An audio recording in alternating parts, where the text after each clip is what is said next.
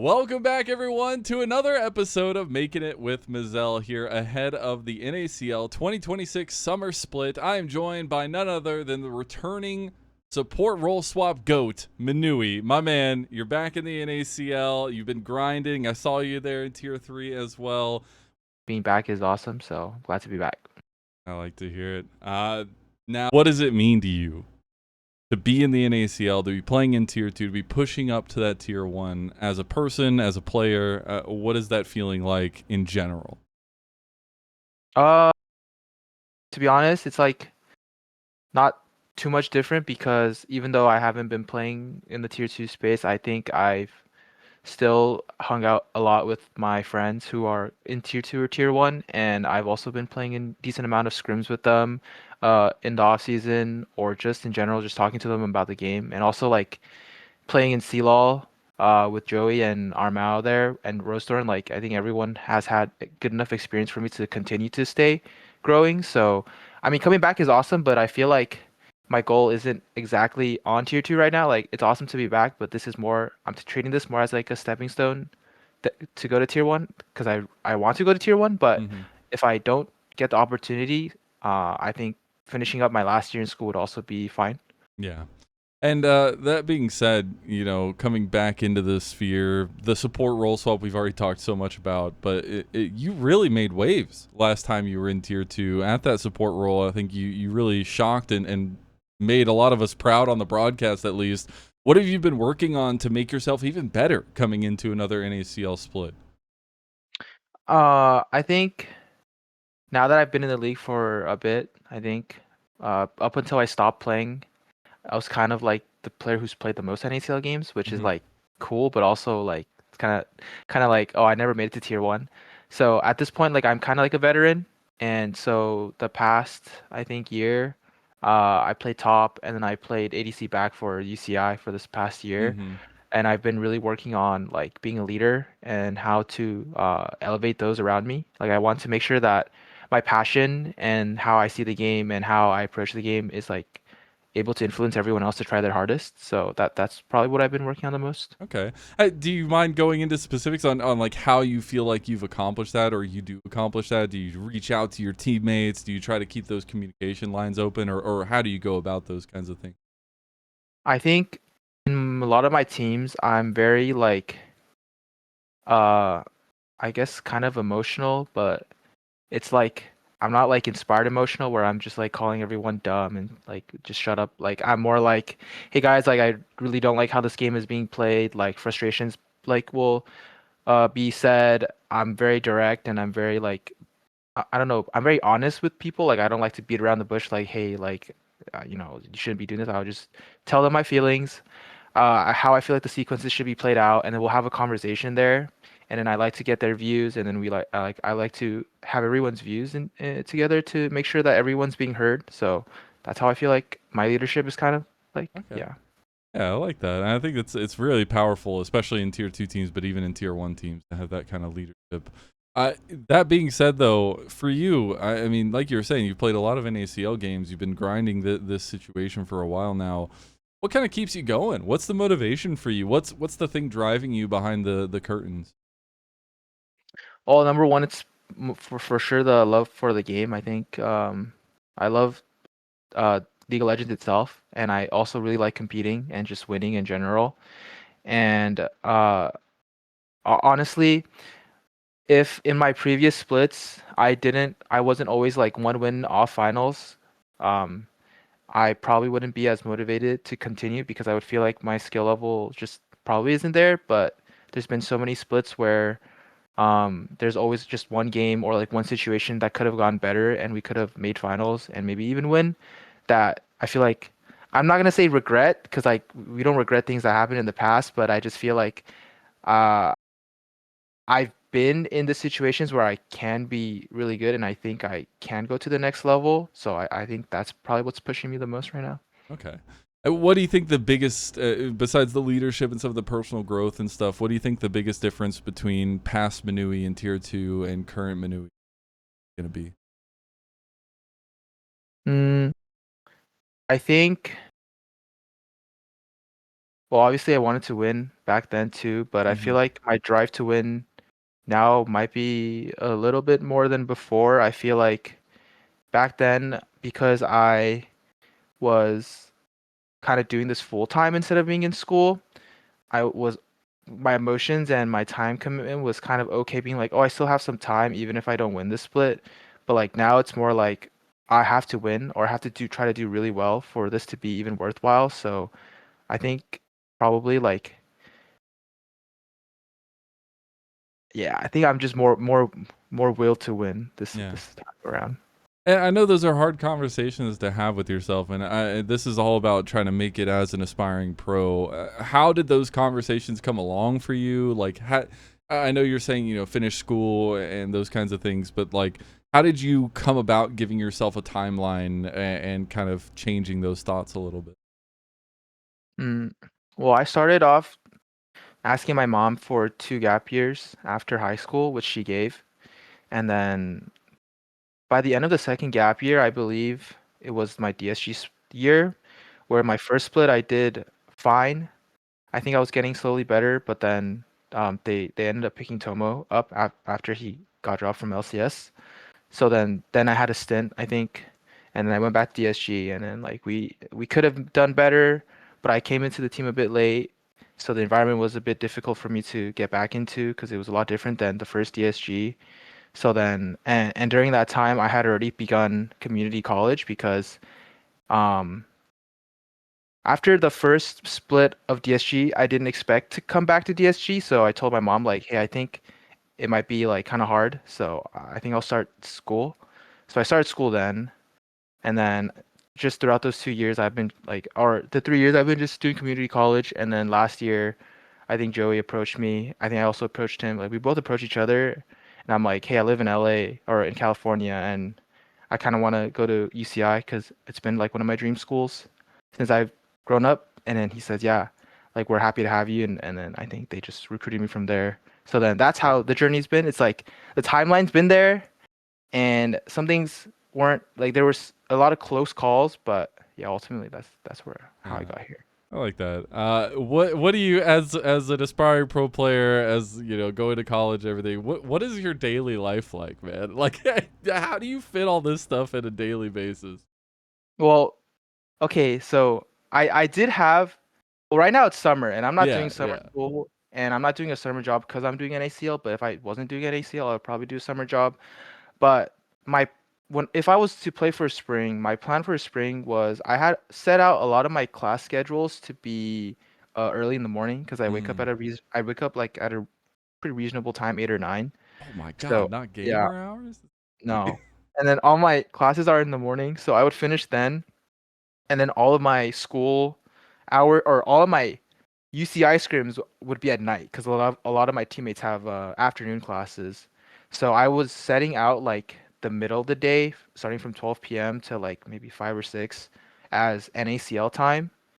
But I didn't get on a team anyway, so it didn't really matter. But now that it's summer, like I don't know, I wake up at 9, I'll play like 2 or 3 games, and then we'll go into scrims, and then yeah, that's about Yeah. it. So, how did the story of coming on to this team, getting picked up for NACL Split 2 of 2026, how did it all happen? What was the timeline like, and what were the conversations like that you had? So after CLOL and after making sure that there was nothing to do for UCI during the summer, um, I put out an LFT post saying that I'm interested in playing in NACL Summer. And I mean, honestly, putting that post out there, I think people who knew I was gonna play knew I was gonna play, so like it didn't really help. I'm just putting it out there to try and get some maybe unknown offers. But I talked to Levitate because Levitate reached out and said there's a potential thing that or Supernova got boomed at that time, and Zyko was getting reached out to by CNV. So he just went, if Zyko leaves, do you want to play together? And like me and Joseph are really good friends, so Yeah. I was like, yeah, I'm down. And then we ended up building that team, and then the offseason was kind of messy because initially it was like, oh, we were supposed to play with Hoarder, and then Hoarder was like really fixated on playing with another set of bot lane, but he was also considering us. So then at some point, like after all the zigzag and like tugging and pulling, me and Joseph were just like, okay, well, I don't think the chances of us playing with Hoarder are high, so let's try to make our own team. And I previously really wanted to play with Munchie because other than like Kisno, I feel like Munchie had a lot of upside. Hmm. I feel like as a player, I think he has a lot of potential. And also like I've been friends with him since he was like a super rookie and he is still considered an NACL rookie. So I feel like I could help him a lot and get the team going. So I asked him to play because he was planning on not playing. Oh wow. And then he said he's down. And then after that, we're like, okay, who do we get? And then we're like, let's try asking Philip. And then I know a lot of people, because Philip got pooped on in the promotion tournament, don't think highly of Philip, but I will always think highly of Philip just because I think he brings a lot of joy to a team and the environment, and I think he's a really good teammate. And like just like the veterancy he gives is like very Yeah. different from other people. So even if people doubt his skill, I think we could pull him back and through scrims we could like I could see like he still got it. And then we brought Young back too because he was doing really well in solo queue. And then we reached out to him to see if he wanted to play because it seemed like he was doing a lot of solo queue. He was hesitant at first, but he said like as long as he still gets to like focus on his streaming growth because I don't know if you've kept up, but Young's like averaging like 50 to 80 Yeah. viewers now, so it's pretty good for him. We're like, yeah, I mean like if you're down, he's like, all right, team sounds good. So then we just formed it like that. Yeah. That's cool. So it's like a greatest hits of some of the cool matches, at least the player synergies that you've had across your career as well, which is kind of cool. Uh, what is daily life like for the team itself? What are scrims like? Who is the big shot caller? Like, what's going on behind the scenes for the team? And do you feel like you've slotted into that leadership role pretty well? I think well, it's my first time working with DeAndre, and I feel like the way he approaches his coaching and how the team is like something that I appreciate, which is a lot of these like as a team we cannot think that playing more scrims or playing more solo queue is going to net us wins. Like at the end of the day, it's all about being the better team in NACL. Like even if someone has like a player like Zamuto who's like in my opinion miles above the rest in terms of top laners, as long as you have a good team, like anyone in the league is beatable because that's just how it is for NACL. Like the level is like kind of there, kind of isn't sometimes. So he emphasizes a lot more on like talking to each other, making sure that we get to know each other a lot. So it's been nice because we would finish scrims and then we would all say like see you guys in solo queue, and then we would play solo queue. Sometimes we could get into call if we see each other. And then since MSI was going on for the past like 2 weeks, when the MSI games were going on, we would all like most of us would just hop into a call like 1 or 2 a.m. and we would all just be watching it together. And then so that's been pretty awesome.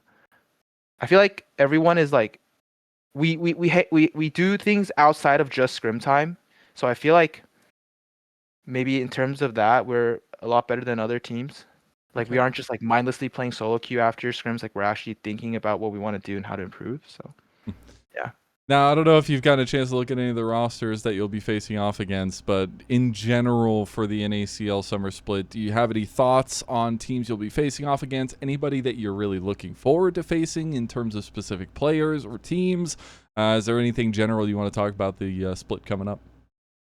I really want to play against NRG. I really want to like beat them. And then CNV obviously like they won last year, so I do want to play against them. But Hmm. we don't get to play against any of them until playoffs come. As for the other side of the bracket, uh, I mean it's just Cupid. I think that will be pretty good. Okay. I think they all have solid players. I mean I think all of the players are solid. Yeah, Sorry. yeah. I think Winthrop got downgrades. Obviously good. Tomo's obviously good, but I just don't know how much he's trying. Like people can doubt Tomo, like people are doubting Philip, like Yep, exactly. so. And then I think that them losing Denethor is also a really big hit. And then the addition of Samikin is obviously good, but I think that team got weaker overall. So not sure.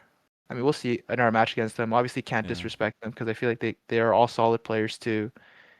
As for the other three teams, contingent, what Dog and CCG, man, like I think CCG like I, obviously like I give a lot of like memes to Kizno and Phi Mini for because I played with them on a team. Yeah. I'm like the fact that you guys let CCG get second last split was like completely criminal. Like so I we play them in week one. So like hopefully we do beat them after me kind of crap talking them. But Hmm. I think the only good player on that team is Dardoch. Like Dardoch is obviously like super good. So I can see why the team's winning. But other than that, I feel like that team shouldn't have gone second. Okay. Yeah. Like it. I like the fighting words coming in. I'm gonna be putting together a little bit of compilation from all these interviews, and kind of a reason for people to watch NACL and a reason to watch you as well. So, if you want to give me a quick little spiel on why people should watch you, why people should watch the NACL, and what you're gunning for in terms of your goals and expectations. Why you should watch me? I have some delusional confidence, some might say, but I just like to be confident in myself, and I like to make some things spicy because I feel like if everyone's just so PR answer, the league is really boring. So I feel like there are some teams that didn't deserve their placing, and I want to take them down. So either you watch me fail or you watch me succeed. That's why you would watch. I love to hear that. Last couple things here. I'm gonna ask some more fun questions. What are your big cards to look out for Vendetta? We were talking about Riftbound before we got going. I saw all the cards in your room. I'm super excited about Vendetta, but been a big Riftbound fan. What have you loved so much about the game, and then what are you looking forward to most? I think Riftbound as a game is very skill rewarding. That's the best I would say. I feel like for other card games, like there are games where you are at the mercy of the luck of the draw.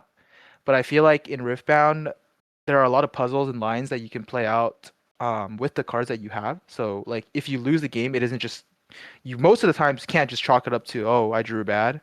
I think you can go back into the games and actually think about the decisions you made. But like cards that I have to watch out for, I think there's this card that got released today called Carix. It says it like you can banish the opponent's what's it called units, and it's the unit itself, and play it from their side. I Yep, think that card is so dumb.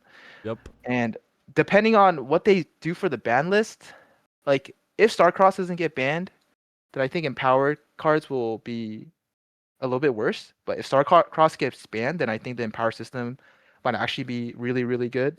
So we'll just see. I'm really looking forward to playing Jace just because, like, I don't even know if he's gonna be good. I just That want to looks play Jace because cool. I just want to set up my own base, right, Yeah, and just build stuff. So who knows? I'm excited to If not see how Jace, broken Kennen is. We get to oh, of see. course, nah. But like, if not Jace, probably Mel because I'm just a blue purple enjoyer. So yeah. I'm gonna hate you because I'm a Jin player, and that's gonna suck. Anyways, I want to give you a last little podium here. Give any shout outs, anybody you want to talk about, or anything you want to say before the split gets kicked off. I think first of all, shout out to my family and my girlfriend for always supporting, and then second of all, shout out to all my friends in league, especially By Mini, Zamudo, Kizno, for like being there and just being there to talk to, even though I didn't have a team, and continuously helping me to think about the game, even though I didn't get to play. Shout out to Joey for giving me the opportunity at UCI. Hopefully, we'll do great things next year. If I don't make it to LCS after this split, which I probably won't, but just have some You gotta confidence. Maybe I believe in will if I play. yourself. You Yeah, if I believe in play really yourself. well. So we'll see. Like, shout out to everyone there, and then shout out to all the people who hate on me and like me. Thank you. Thank you, Minui. I'm sure we'll get to talk to you again soon. This has been another episode of Making It with Mazel. We'll see you in the next one.